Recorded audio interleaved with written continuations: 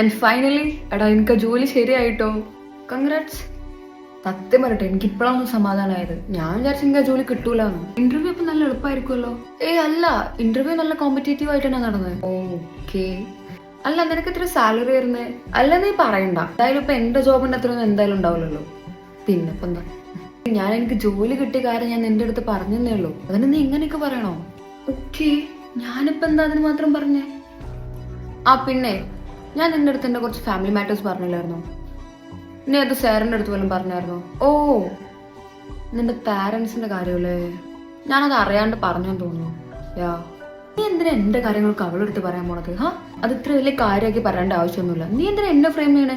നീ ഇത് വലിയ ടോപ്പ് സീക്രട്ട് ആണെന്നും ആരുടെ അടുത്ത് പറയരുതെന്നൊന്നും എന്റെ അടുത്ത് പറഞ്ഞിട്ടില്ലല്ലോ. നിനക്കറിയാം നിനക്ക് എന്താ ഫ്രണ്ട്സ് ഒന്നും ഇല്ലാത്തതെന്ന്. ഞാൻ അത്യാവശ്യം ഹോണസ്റ്റ് ആയിട്ട് സംസാരിക്കുന്ന പേഴ്സണാണ്. ആ സ്വഭാവം എല്ലാവർക്കും ഇഷ്ടപ്പെട്ടോളന്നില്ല. അതിനിപ്പോ എന്താ?